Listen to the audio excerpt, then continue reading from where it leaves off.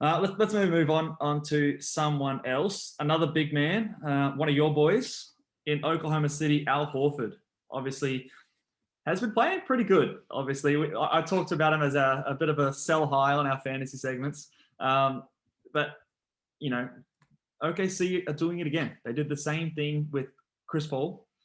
I think they should try to do the same thing with Al Horford. Obviously, probably not quite as much return, but if you can get anything for Al Horford, who you literally got assets to put on your team, that's a huge win. And I think they should look to do that, and I think that they will try and do that. How much value he has out there on the market right now, maybe tough to tell. But what do you think about Al Horford's trade prospects? Look, OKC are doing exactly what they need to do. The past 2 weeks, he's putting up 18 points, 6 rebounds, 5.5 assists, and then you're kind of 1 steal, 1 block. So he's doing very well. He's showing that he can still commit to a winning team because OKC are still winning games. They're almost 500. Yeah. So I understand his contract still has 3 more years on it, and that's the hard thing to kind of get over. But they're doing everything they can to kind of, get a buyer. Yeah. Yeah, I think. Look, I don't know. I reckon they can pull it off. I don't know. I have a lot of faith in their front office over there. They've obviously shown the ability to do it. And like you said, Al Horford is someone that can provide a good boost to a title contending team.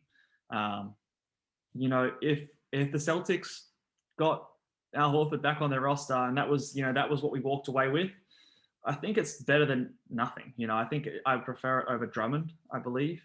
Obviously, the contract will look bad in a few years, but for right now, it's not awful. He is still playing at a higher level. He is still able to stretch the floor and facilitate. Still a decent defender, probably not quite as good a defender as he was back when he was playing for Celtics previously, but still someone that has some value around the league. So I'll read out some teams that I've seen him rumored to go towards. Celtics is one that I've seen a lot of. San Antonio is another team that I've heard rumored would fit in well with Popovich. I think there.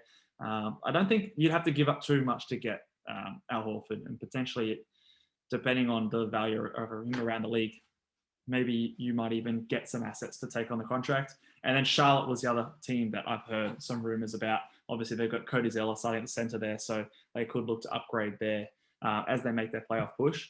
Do you have any other teams that you've heard rumors for, or what do you think about those 3 teams? Yeah, I like those. Look, we know the Celtics need a big, and that's fair enough. San Antonio, they always bring the aging stars back into their roster, so it would be a textbook San Antonio play. It would be, yeah. It wouldn't surprise me if it worked out really well too.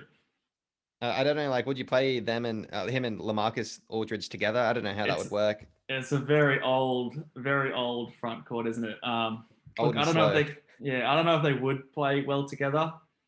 I don't know. Aldridge hasn't looked that good this year, although he's played good in Spurs. Interesting. Yeah, I don't know. It's something I could see happen, but I probably put it more in the less likely column than likely. Charlotte's an interesting one. I think they're a team that likes to get out and run. So maybe, although Horford is still able to play at a fast pace and he spreads the floor, which allows you to do that a bit more, obviously more than Cody Zeller. So I would be interested to see that sort of happen. And who would you be trading though? Because Cody Zeller is the heart and blood of that team. He's been with them for many years now. He's a veteran. Yeah. He loves the city. I feel like those Charlotte loves Cody Zeller. That is too. Yeah, he's committed to them. You might even be able to keep him. Look, maybe all you have to give up is like a Malik Monk. I don't think it's going to take too much. Like maybe Malik Monk and a couple of seconds or 1 second. It just needs to be an asset, really. That contract is so disgusting. I reckon if you throw a Malik Monk, you can convince someone that's an asset, right? Yeah. I mean, he's had some flashes, and I think for if you get just a couple of second round picks, OKC is going to see that as a huge win. Because he's not part of their future. He's not part of what they want to build around.